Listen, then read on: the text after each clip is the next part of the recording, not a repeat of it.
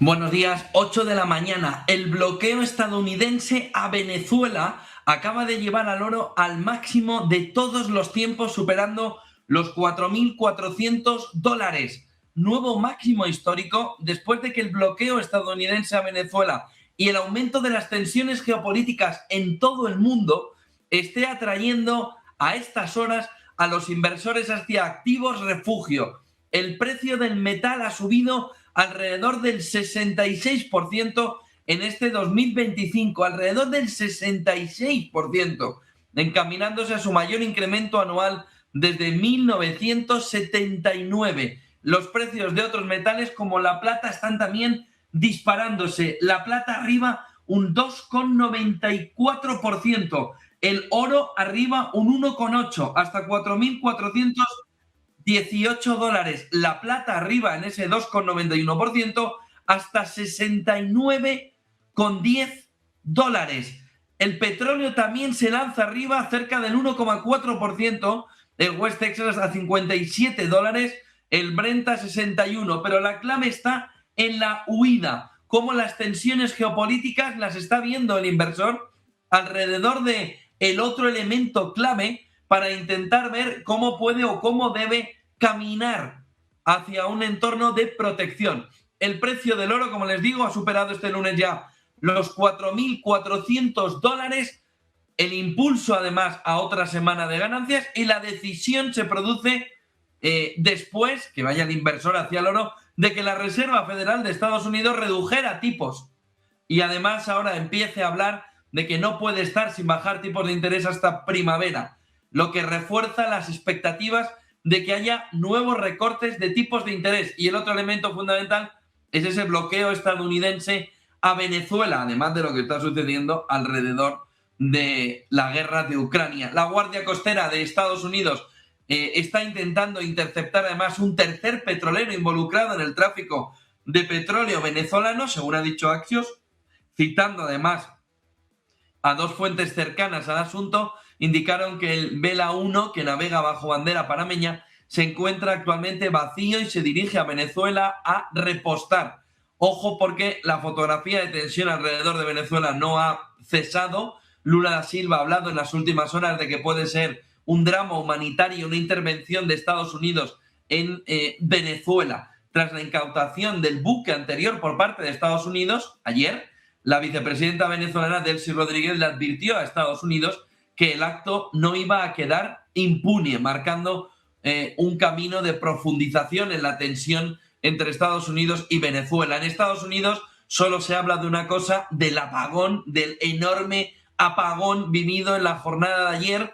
Cerca de 130.000 hogares en San Francisco sin luz y una fotografía, bueno, lo ha habido recuperándose, aunque da una parte todavía de ciudadanos en San Francisco que espera el retorno, pero una parte ya minoritaria al lado de los 130.000 clientes que vieron como ayer se veían afectado el suministro de la luz. Y vimos en San Francisco una cuestión clave, y es quién está haciéndolo bien, quién no lo estaría haciendo tan bien alrededor de los coches autónomos. El apagón de San Francisco ha sido un examen tal cual para los coches autónomos. Los robotaxis de Waymo se han bloqueado durante el apagón en el último día, cuando el servicio de semáforos se terminó, cuando no había ni un semáforo funcionando. Los Tesla siguieron adelante gestionando el caos. ¿Por qué? Tesla asegura que entrenó la inteligencia artificial en miles de millones de kilómetros en lugar de hacerlo con una simulación cargada de datos. Y ojo, porque la clave es que, según Tesla, el motivo es que Waymo apostó por mapas y por orden. Es decir, como los semáforos eran un elemento fundamental para el control de esos coches autónomos, Tesla apostó por el caos, por el desorden, y ayer ganó. Y ayer Tesla le dio un baño a Waymo alrededor de cómo gestionar el caos y el desorden en una ciudad con los coches autónomos. Cuando se fue a negro los semáforos, la diferencia no era teórica, era el tráfico. Lo cuenta muy bien en un vídeo que pueden ver Mar Vidal en su cuenta de Twitter, donde se ve cómo los coches de Tesla continúan cuando empieza el apagón, bueno, y durante el apagón funcionando con normalidad porque estaban trabajando y porque están preparados para trabajar en el caos, y cómo los coches de Waymo se pararon directamente y dejaron una imagen de Walking Dead en San Francisco, pero en este caso de coches autónomos que no sabían ni por dónde estaban, dejándonos también la fotografía alrededor de cómo Waymo tenía que suspender sus servicios para funcionar plenamente. Los coches sin conductor de Waymo dieron la imagen clara de que necesitaban señales de tráfico activas. Se detuvieron en distintos lugares, bloqueando el tránsito a los demás y poniendo en alerta que en una situación de caos futura en una ciudad, los coches de Waymo pueden ser más un problema que una ayuda, bloqueando ambulancias, etcétera, etcétera, en el caso de que estas fueran necesarias, por ejemplo, incendios o lo que pueda suceder, ¿no? En una ciudad que pueda causar el caos. Los coches de Tesla sabrían reaccionar, por lo que vimos en la jornada de ayer. Los coches de Waymo ahora mismo van a necesitar un update, una actualización bien importante para intentar asemejarse a los de Tesla. Es una de las claves fundamentales que también va a cotizar el mercado cuando empiece Wall Street a ver la fotografía alrededor de cómo empieza la semana, una semana que queda mucho en lo macro, después de la gran cantidad de información que tuvimos la semana pasada alrededor de inflación, alrededor de crecimiento. Decía Negocios también en su web cómo San Francisco se quedaba a oscuras, un apagón masivo afecta a 130.000 clientes y paraliza parte de la ciudad. El otro elemento clave que está impulsando el petróleo y que está intentando ver o está dándole señales al inversor de por dónde puede ir la fotografía alrededor del 2026 está en la guerra de Ucrania. Dice Steve Witkoff, que ha estado en Florida durante todo el fin de semana intentando ver si puede haber una clave para resolver la situación en la guerra de Ucrania, que durante esos últimos 3 días, el fin de semana, la delegación ucraniana ha mantenido una serie de reuniones productivas y constructivas con socios estadounidenses y europeos. La delegación ucraniana incluyó al secretario general de Seguridad Nacional y Defensa de Ucrania, Rustem Umerov, y al jefe del Estado Mayor General de las Fuerzas Armadas de Ucrania. Ojo, porque Witkoff sí que dice que ha habido un avance importante. Se han abordado 4 documentos clave. Dice el documento de un plan, el desarrollo de un plan de 20 puntos, la armonización de posiciones sobre un marco multilateral de garantía de seguridad y la armonización de posiciones sobre un marco estadounidense de garantía de seguridad para Ucrania, además del desarrollo de un plan económico y de prosperidad. Dice que se ha prestado especial atención a la discusión de los plazos, la secuencia de los próximos pasos, y que Ucrania se mantiene firme en su compromiso del logro de una paz, dice, justa y sostenible. Dice que la prioridad común es detener los asesinatos, las matanzas y garantizar la seguridad y crear las condiciones para la recuperación, la estabilidad, la prosperidad a largo plazo. Dice Witkoff que la paz debe ser no solo un cese de hostilidades, sino también una base digna para un futuro estable, y que Ucrania valora enormemente el liderazgo y el apoyo de Estados Unidos. El problema o la situación complicada está que todo esto viene alrededor de una filtración de informes del Servicio de Inteligencia de Estados Unidos sobre Rusia. Ojo, porque los informes de Estados Unidos alertarían sobre lo que Europa ha estado poniendo encima de la mesa durante los últimos 3 años. Lo que dicen los informes del Servicio de Inteligencia de Estados Unidos, en resumidas cuentas, es que Putin quiere toda Ucrania y algo más. Y Estados Unidos, con esos informes de inteligencia, estaría alertando a Europa del gran peligro que significa la situación actual para la supervivencia de Europa. Europa estaría en peligro. Lo que dicen los informes que no se estaría contando anteriormente es la guerra que viene después de Ucrania. Ojo a los informes de inteligencia de Estados Unidos, porque ponen encima de la mesa que la paz, tal y como se cierre, dicen los informes, le puede salir muy cara a Occidente y podría ser, dicen los informes, un error histórico para Europa. ¿Qué dicen realmente esos informes de inteligencia de Estados Unidos? Los servicios de inteligencia americanos, estadounidenses, norteamericanos mantienen una conclusión que sería estable desde 2022. Algo tiene Estados Unidos en sus servicios de inteligencia que pone encima de la mesa la fotografía alrededor de que Vladimir Putin ahora mismo no ha renunciado, después de las conversaciones, a su objetivo de controlar toda Ucrania, dicen los informes de inteligencia.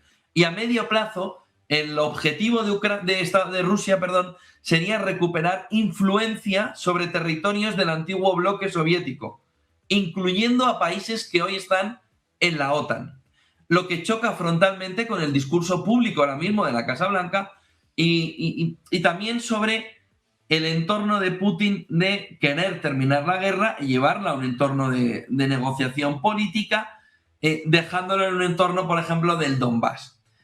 Lo que se está comentando en Estados Unidos es que hay una contradicción clave en Washington, que mientras Donald Trump y las negociaciones hablan de una paz cercana, la inteligencia interna de Estados Unidos, claro, lo que plantea el entorno de la administración Trump es el establishment, el entorno más demócrata, estaría planteando o diciendo lo contrario, que Putin ve cualquier acuerdo ahora mismo como una pausa táctica, no como un final real.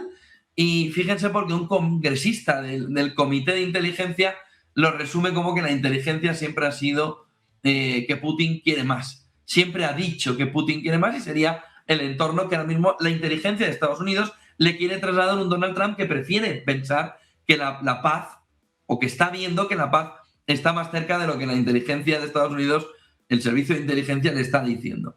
Fíjense por ahí, con el servicio de inteligencia de Estados Unidos coincide Europa. Polonia y los países bálticos están convencidos de que serían los siguientes si Ucrania cae. Para Europa del Este, Ucrania sería la línea de contención, no solo un país en guerra. Y habría que mirar la fotografía actual. Rusia ahora mismo controla aproximadamente el 20% de Ucrania, incluyendo Crimea, gran parte del Donbass, sobre todo Luhansk y Donetsk, y zonas de Zaporilla y Kherson. Putin está reclamando formalmente esos territorios como rusos. La presión de Kiev o sobre Kiev está alrededor de cómo Estados Unidos estaría presionando a Zelensky para retirarse de las zonas que aún no controla en Donetsk, aceptar pérdidas territoriales como precio de paz, pero Zelensky en Florida ha vuelto a negarse y la mayoría de la sociedad ucraniana también están planteando ese camino, junto al de las elecciones también. El otro elemento fundamental es el plan de garantía de seguridad. Ahora mismo la clave fundamental es negociar para Ucrania, dice, un paquete que incluiría tropas europeas desplegadas lejos del frente, apoyo de inteligencia estadounidense, patrullas aéreas sobre Ucrania y la ratificación por el Senado de Estados Unidos. La clave que dice el Servicio de Inteligencia de Estados Unidos es si eso realmente podría frenar los planes que el Servicio de Inteligencia de Estados Unidos pone encima de la mesa como lo que estaría planteando Rusia. Zelensky ha dicho que todavía no sabe qué harán de verdad las garantías que se están planteando. Dentro del propio gobierno de Estados Unidos, la directora de Inteligencia Nacional, Tulsi Gabbard, está diciendo que Rusia no quiere una guerra mayor con Europa, que no tiene capacidad militar para invadir toda Ucrania ahora, pero eso no contradice, dice, también lo que hay en el fondo del informe, ¿no? No pueden ahora, pero no significa que no puedan hacerlo más adelante. El otro elemento fundamental alrededor de lo que está diciendo el Servicio de Inteligencia de Estados Unidos, y es de lo que más se está hablando ahora mismo en Estados Unidos alrededor de la guerra de Ucrania, es que Putin no ha ofrecido en el fondo concesiones reales, que sus concesiones deben cumplirse, sus condiciones deben cumplirse solo porque Rusia está avanzando y ha rechazado históricamente tropas extranjeras en Ucrania, garantías occidentales vinculantes. ¿Qué es lo que tenemos con los servicios de inteligencia? Le está poniendo el foco en hasta qué punto un acuerdo de paz pueda ser un error histórico que Europa podría repetir, que Europa podría poner encima de la mesa. Y Europa ha entrado en acción en la guerra de Ucrania. La posible reunión, ¿se acuerdan hace 3 años, ¿no? Cuando se reunían en aquella mesa en tiempos todavía de salida del COVID, Macron y Putin, en aquella mesa enorme, bueno, hace ya más de 3 años, casi 4 años, en la que marcaban la distancia entre uno y otro, ¿no? Lo que ahora mismo, después de la llamada o de la aceptación, ¿no? Por parte también de Peskov, ¿no? De la reunión con Macron, estaría alrededor de si esto es una negociación o si esto es estrategia, ¿no? Y Europa está planteándolo como si esto es una negociación o una trampa, ¿no? La petición de Putin de negociar directamente con Macron ofreciéndole diálogo directo, ¿no? Un movimiento además que podría cambiar la guerra, pero que en Europa está a estas horas causando recelo. ¿Qué es lo que ha sucedido? Putin ha hecho saber a través del Kremlin, a través de Peskov, que está listo para dialogar con Macron una salida negociada de la guerra de Ucrania. El mensaje, como les digo, lo ha transmitido el portavoz Dmitry Peskov y París lo ha recibido positivamente. Bruselas, ahí hay. ¿Cómo responde Francia? Macron ha dado la bienvenida a la propuesta, pero sin precipitarse, diciendo que estudiará la mejor manera de proceder en los próximos días. Macron insiste en que cualquier paso será transparente con Zelensky, coordinado con los socios europeos, orientado a una paz sólida y duradera. Pero claro, este es el momento que Europa estaba esperando. Europa no tenía una silla en la negociación. Putin le quiere poner una silla al menos para hablar los dos. ¿Por qué es relevante ahora? Macron ha reconocido que si se abre esa posibilidad de un alto al fuego, volver a hablar con Putin puede ser útil. Que es lo que lleva diciendo Trump prácticamente un año desde que accedió a la presidencia. Francia, bueno, incluso antes. Francia, dice Macron, siempre ha defendido un diálogo de exigencia, hablar pero sin ceder en principios como la integridad territorial de Ucrania, y recuerdan que la última vez que Putin y Zelensky se vieron cara a cara fue en París en 2019, bajo el marco de los acuerdos de Minsk antes del inicio de la guerra de Ucrania. ¿Qué papel quiere jugar Europa? Macron quiere que Europa no sea un mero espectador, plantea que si las negociaciones lideradas por Estados Unidos no avanzan, los líderes europeos y Ucrania hablen directamente con Putin, defiende un formato más amplio, Estados Unidos, Rusia, Ucrania y Europa, todos sentados en una mesa, y advierte que no se puede dejar todo en manos de intermediarios. ¿Qué hay de fondo en la relación Macron-Putin? En los últimos meses ha habido cruces de mensaje bastante duros. Macron ha alertado de la amenaza rusa y de un posible choque mayor antes de 2030. Putin ha dicho que parecía Napoleón. La ha comparado con Napoleón, acusando a Europa y a Francia, encabezándola, de militarizar el viejo continente. En su última conversación larga, Putin defendió que cualquier paz debe ser a largo plazo y que la guerra es consecuencia de la política occidental. Aún así, hay algunos elementos que condicionan el posible encuentro: el reciente acuerdo de la Unión Europea de prestar 90.000 millones de euros a Ucrania, la decisión de aplazar el uso de los 210.000 millones de euros en activos rusos congelados, o la propuesta de un diálogo a cuatro bandas en las conversaciones que ahora mismo se están desarrollando en Miami. Ya les digo, desde Europa se ve con cierta preocupación, no tampoco temor, pero sí preocupación, de que el movimiento sea un movimiento que empuje Putin para dividir también Europa, poniendo a Macron como elemento clave de la negociación, haciéndole estar en la negociación, pero generando también un entorno de caos, ¿no?, alrededor de la gestión europea. Vamos a ver si llega a la reunión, cómo llega a la reunión y qué puede plantear de verdad Macron en ese entorno. 8:18 de la mañana, en 12 minutos, aquí en España va a hablar Pedro Sánchez. No parece que va a hacer balance del desastre de ayer en Extremadura. Ahora, si quieren, le haré un pequeño análisis también sobre lo que ha sucedido en Extremadura y cómo tiene una semejanza con Argentina y con Milei, pero lo veremos ahora en 12 minutos, 11 minutos. El mercado viene en positivo, SP500 arriba un 0,28%, 0,44 el Nasdaq, 0,09 el Dow Jones, con la volatilidad cayendo el viernes un 11% por debajo de 15.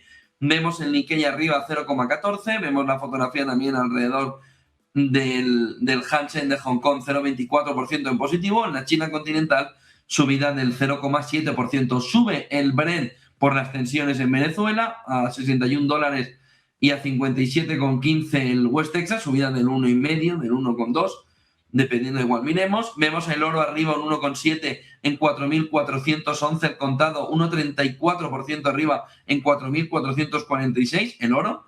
Y vemos la plata un 2,6% arriba en 68,9. Suben los diferenciales de la deuda americana, el 2, el 10 y el 30 años. suben 0,14, 0,43 y 0,35. Vemos el dólar cayendo a 98,62, sube el euro frente al dólar a 1,1717, sube Bitcoin un 0,44%, 89.026, intentando, como ven, adentrarnos en un rally, un mini rally de fin de año. 5 claves para empezar el día con Rusia, diciendo que las perspectivas de paz no mejoran con los cambios de Europa y Ucrania a las propuestas de Estados Unidos.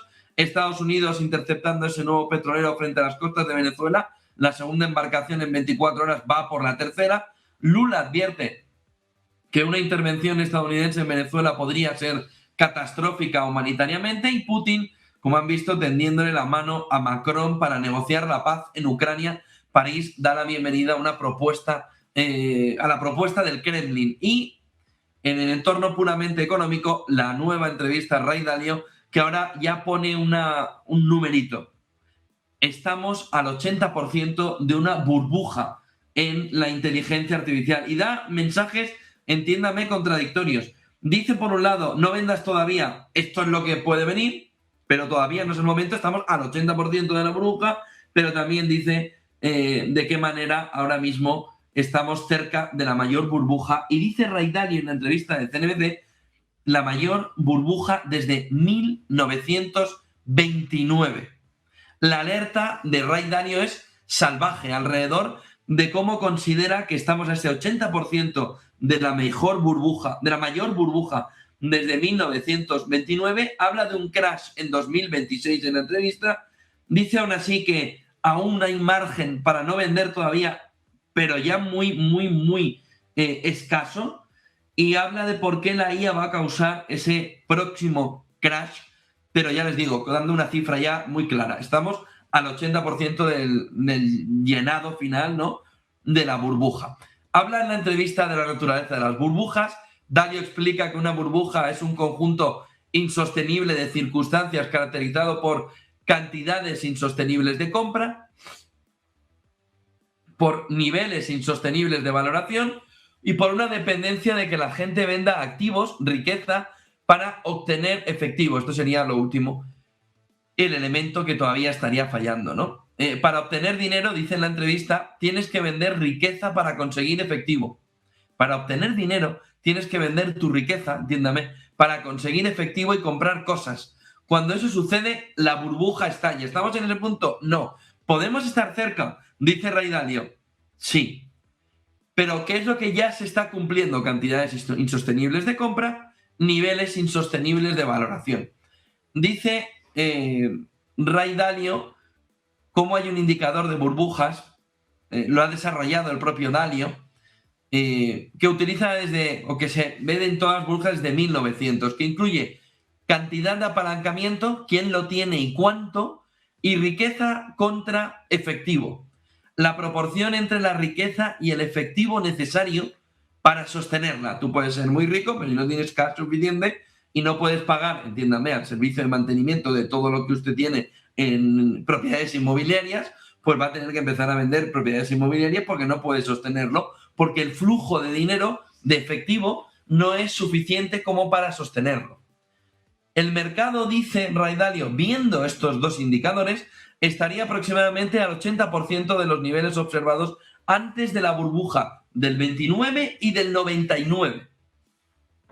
Dice que la comparación con la burbuja del 28-29 tiene un elemento fundamental. Él menciona en la entrevista a Charles Merrill, el fundador de Merrill Lynch, quien advirtió a los inversores que salieran del mercado en 1928.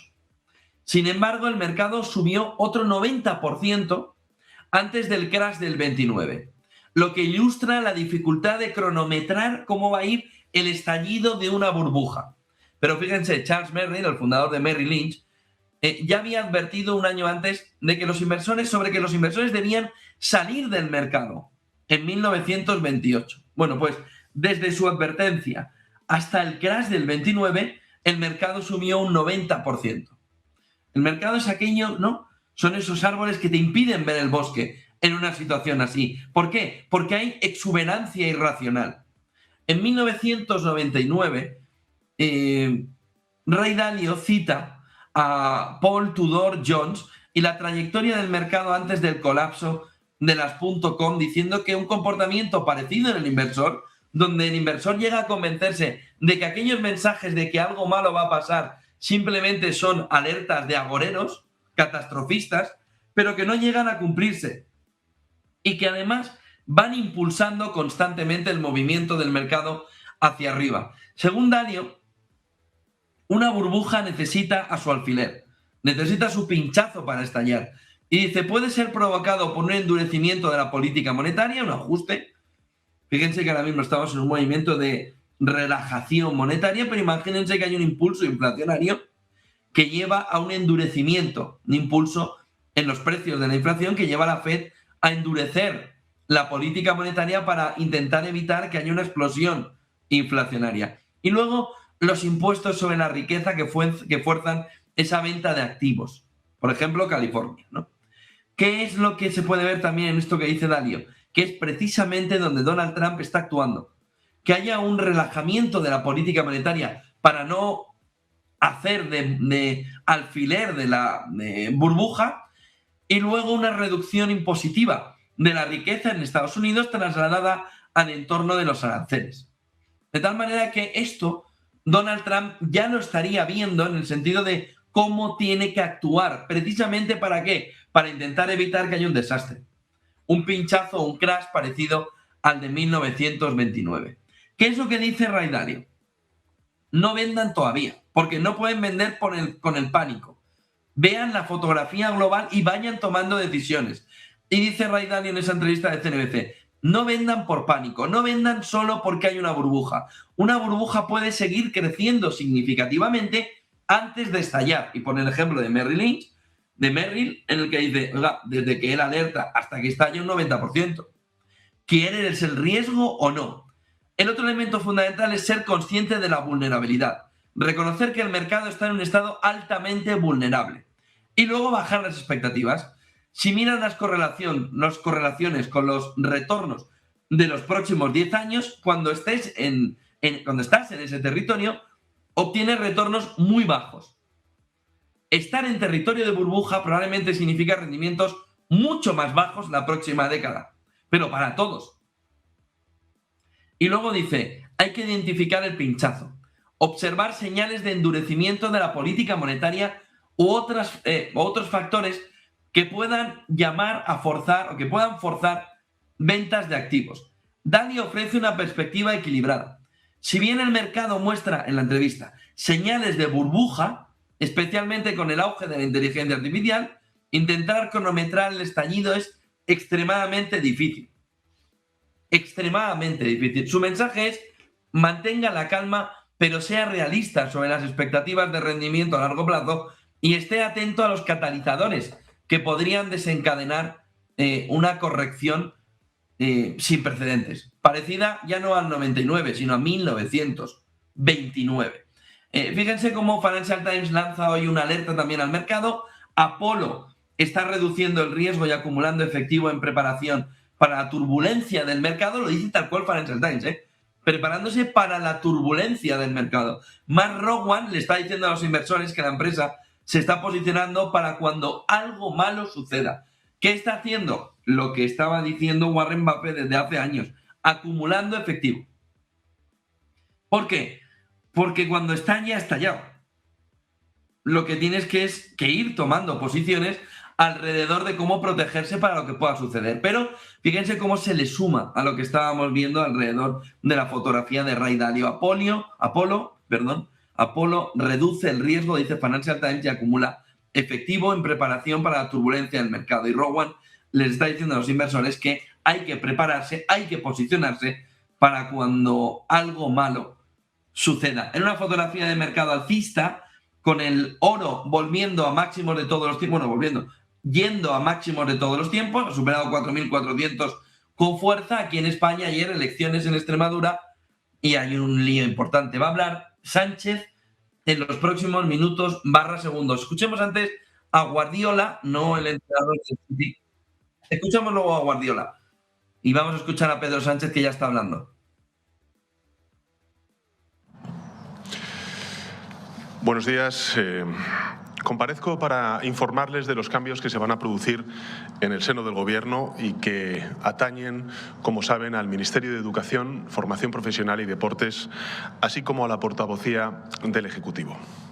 Como es preceptivo, antes de celebrar esta comparecencia he comunicado esta decisión al jefe del Estado a los efectos de lo dispuesto en los artículos 62 y 100 de nuestra Constitución. Antes de revelar el nombre de las dos mujeres que asumirán estas responsabilidades, sí quisiera referirme brevemente al legado de Pilar Alegría al frente de un departamento estratégico para el Gobierno que tengo el honor de presidir. Pilar Alegría ha hecho grandes cosas al frente del Ministerio de Educación, Formación Profesional y Deportes.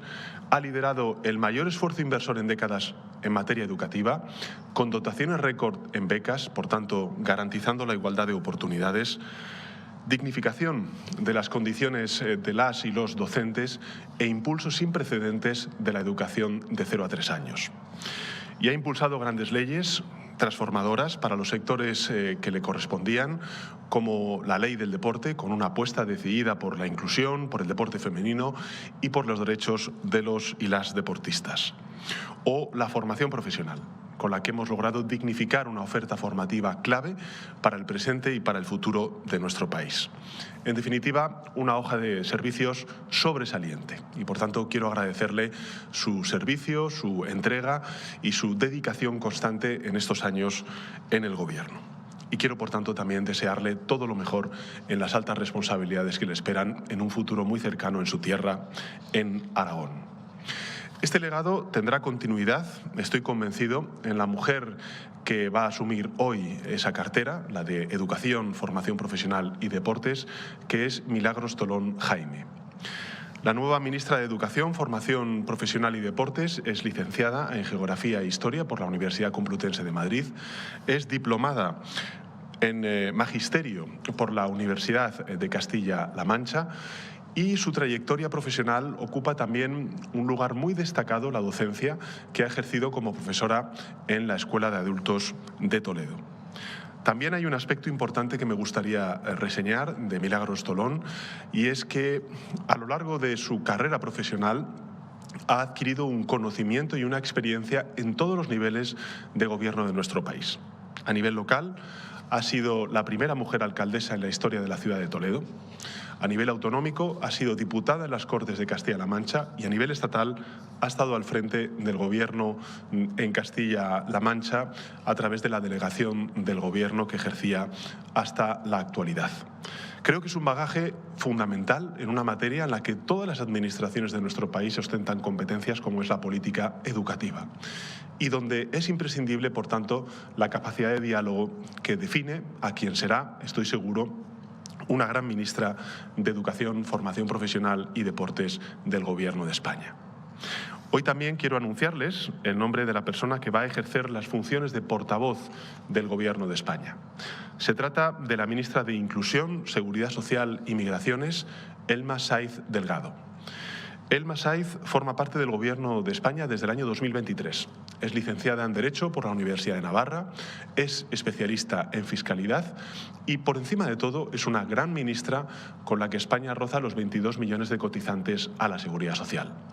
Ahora, asume una nueva responsabilidad, ser voz del Ejecutivo en esta segunda mitad de la legislatura. El Gobierno de coalición progresista afronta esta etapa con ganas, con energías renovadas, con las pilas cargadas y dispuesto a pelear por sacar adelante cada iniciativa con voluntad de diálogo y con humildad. Y también, por qué no decirlo, con la certeza de contar con los mejores perfiles para llevar a cabo esta tarea. Para finalizar, quiero reiterar nuevamente, tanto a todas y a todos ustedes como al conjunto de la ciudadanía, mis mejores deseos, nuestros mejores deseos y unas felices fiestas en unas fechas tan señaladas como estas.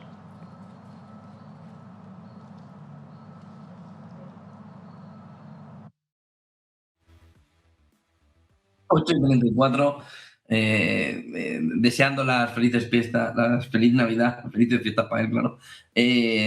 Pedro Sánchez, después de lo que sucedió ayer, ¿no? Pues bueno, pues manda a Pilar Alegría a la que va a tener en Aragón. Entremos en el tema y veamos un poco más allá de lo vivido ayer en la jornada, que es bueno, que tiene muchas aristas, ¿no? Hay una ganadora, que es Guardiola, ya le digo, no el entrenador del City, sino la extremeña. Guardiola gana las elecciones, pero ella había convocado las elecciones para gobernar sola. Y sola no va a estar. Bueno, sola igual está, pero sola electoralmente no está. Necesita a Vox. Eso sí, ha conseguido que la suma de la izquierda ya no sea mayor que ella, es decir, que puede vivir con la abstención de Vox. Pero hay un elemento de fondo que yo creo que es lo sociológicamente más llamativo de lo sucedido ayer. ¿Hasta qué punto España no está entrando en un proceso de mileización del proceso electoral, del electorado? Cómo ayer lo que vimos es un trasvase de votos entre bloques directamente, debido probablemente a la abstención del votante socialista, pero el voto socialista se fue a Vox y parte del PP. Pero ojo a la fotografía que nos da, porque este fue también el inicio alrededor de cómo Milei empezó el auge para tener opciones de gobierno. Cuando los jóvenes empezaron a, entiéndanme, rebelarse al voto de los padres y cambiar directamente de bloque, pero al lado contrario, no PSOE-PP, sino a PSOE-Vox, en ese caso, del PJ al partido de Milei. De tal manera que vamos viendo una fotografía sociológica en la que la entrada de los nuevos jóvenes en el electorado le está dando más gasolina a Vox. Y está haciendo como el votante tradicional o los entornos tradicionales de votantes del Partido Socialista no pasan al PP en el bipartidismo, sino que salen directamente del bipartidismo y se marchan directamente a ser un votante de Vox que ha más que duplicado lo que tenía en Extremadura. Si Guardiola no quería estar con Vox, pues hoy tiene un problema. Hoy tiene un problema. Y Sánchez está viendo, ya lo han escuchado ahora con la nueva ministra y la nueva portavoz y demás, tiene un problema, si es que él lo entiende como un problema, de un trasvase de voto a Vox clarísimo, que si se repite de Extremadura a todo el nivel nacional, estamos a las puertas de lo que puede ser un 25% de Vox. Y eso es lo que desde ayer se empieza a analizar alrededor de la fotografía de las elecciones que vimos en Extremadura. No impidan o no hagan, los árboles no le impidan ver el bosque. Guardiola ganó, el PP ganó, además ha vuelto a decir que va a hablar con Podemos y con el Partido Socialista para intentar formar gobierno, muy Guardiola, pero no Guardiola el de City, Guardiola la extremeña, y a partir de ahí nos viene la fotografía importante a medio y largo plazo. Si lo que estamos teniendo y lo que estamos viendo es un empuje de Vox hacia el 25%, pero por el efecto Milei, y entiéndanme lo que yo le denomino el efecto Milei, lo que sociológicamente ayer vimos se puede asemejar a lo que Milei empezó a vivir cuando dejó de ser un partido que podía ser muleta a ser un partido que podía ser gobierno. Y de esa manera empieza a entenderse y a hablarse, no solo aquí, sino también en Argentina, donde se empieza a ver cómo allí en Argentina pasó lo mismo con el PJ, donde se ve cómo los jóvenes de clases bajas van directamente a Milei, van directamente a Vox. Y esos jóvenes incluso lograron dar la vuelta a votos peronistas históricos de los padres, que es lo que ahora se empezaría a vislumbrar que puede ser uno de los efectos de la política de Sánchez de los últimos años. Cómo esos jóvenes pueden incluso lograr dar la vuelta a votos históricos del Partido Socialista, que dice, ¿pero usted por qué sigue votando? Pues no lo sé, pero ya he votado toda la vida, ya sigo aquí, ¿no? Pues esos votos asemejados al peronismo en Argentina se han conseguido dar la vuelta de padres a hijos en el entorno en el que estos hijos han llegado a la edad del voto a los 18 años. ¿Ves? En Argentina esto es el principio del fin de los partidos tradicionales. Y ojo, porque lo que se empieza a plantear es cuánto más se puede estar abonando por Sánchez esta sensación o esta fotografía de jóvenes rebeldes, entiéndanme lo de rebeldes, contra el bipartidismo. Fíjense, porque es como si los jóvenes estuvieran en España, como hicieron en Argentina, les repito, rompiendo el mandato familiar y dando ese gran salto. Pero se ve más claro ahora en Extremadura al no bajar el PP, sino el Partido Socialista. Al no ser el descenso del Partido Popular, sino del Partido Socialista. Y es una leve subida del Partido Popular que estaría abonando, ¿no?, el fenómeno Milei también en España, si eso termina por concretarse también en las próximas elecciones. Puede ser un fenómeno solo puntual, pero no parece que ese fenómeno sea solo puntual, sino que hay una sensación continua de jóvenes a los que las distintas políticas de Sánchez desde que llegó al gobierno, en muchas materias distintas, sobre todo en lo ideológico, les ha llevado al extremo contrario en caladeros que eran profundamente socialistas. Badajoz es un ejemplo de ello, Extremadura es un ejemplo en sí mismo de un votante socialista. Y sin embargo, el vuelco viene sobre todo porque Vox está ahí. Para Guardiola, que no lo debe olvidar. Escuchen a Guardiola ayer, cuando ganaba las elecciones, dicen que quieren que sea el PP el que lidere el proyecto, bueno, también querían que fuera Feijóo el que lidera a nivel nacional y está gobernando Sánchez. Escuchen a Guardiola. Una victoria incontestable. Incontestable. El 43,2% de los extremeños han votado a favor del Partido Popular. Quieren que sea el Partido Popular quien gestione y quien lidere este proyecto. Es una victoria absolutamente incontestable, por tanto, ha merecido muchísimo la pena, claro que sí. A partir de mañana les informo que voy a iniciar una ronda de contactos y de diálogo con el resto de fuerzas políticas. Vamos a trabajar con responsabilidad para que Extremadura tenga cuanto antes un gobierno estable, un gobierno fuerte y que continúe con esas políticas de crecimiento y de fortalecimiento de nuestros servicios. Son políticos de un lado, de otro y de en medio. Son políticos. La fotografía, hombre, ha merecido la pena, pues está igual, pero con el PSOE un poco más fastidiado. Y no suman tanto como ellos, la izquierda, pues eso puede servirle, pero a Guardiola y a Feijóo y compañía había que explicarle que las elecciones se ganan en el 50, ¿no? 50 más un poquito. Entonces, ¡ay! Ya tengo mayoría absoluta, pero no la tiene, ¿eh? Se ha quedado a 4. De tal manera que la fotografía ahora mismo es de que ese estado catatónico, ¿no?, del Partido Socialista en Extremadura, con un candidato que ni le gustaba a Sánchez ni le gustaba a nadie, ni tan siquiera con esas ha conseguido el PP en un feudo puramente socialista ganar con mayoría absoluta. Ganar sí, pero ganar ahora mismo en el sistema que tenemos en España es como ganar en Italia. O gobiernas con mayoría absoluta o no gobiernas.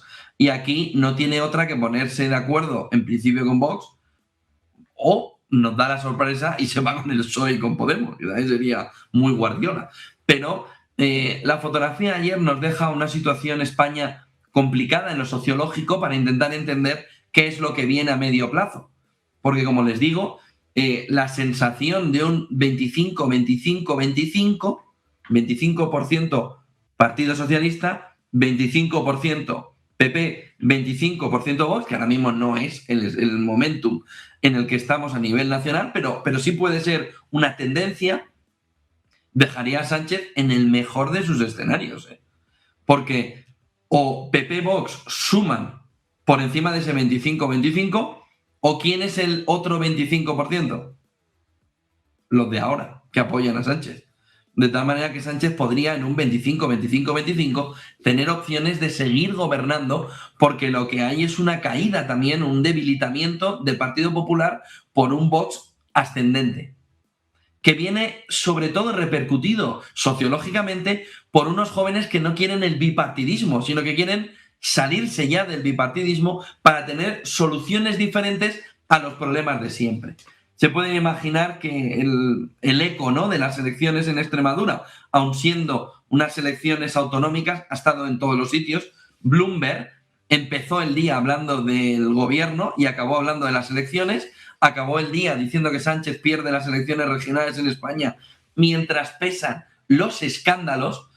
Y empezó el día Bloomberg diciendo que el gobierno feminista español está bajo fuego por acusaciones de abusos sexuales dando todo un detalle de lo que ha sucedido con cargos socialistas que habrían estado en actitudes y en actos que no serían, no estarían demasiado bien, por decirlo de alguna manera. Bloomberg pone el foco como un gobierno que se decía feminista está ahora en acusaciones de abusos sexuales con una gravedad enorme.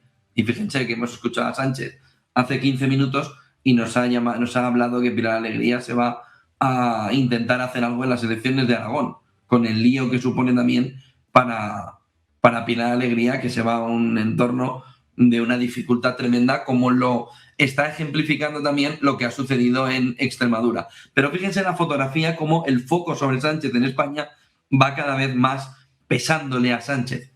Dice Bloomberg que pierde las elecciones mientras le pesan los escándalos, pero es que horas antes había dicho que ese gobierno feminista español está bajo el fuego de las acusaciones por esos posibles abusos sexuales. Es la fotografía de una mañana 8:46 también en España, donde vamos a dejar de tener a la portavoz Pilar Alegría y también ministra.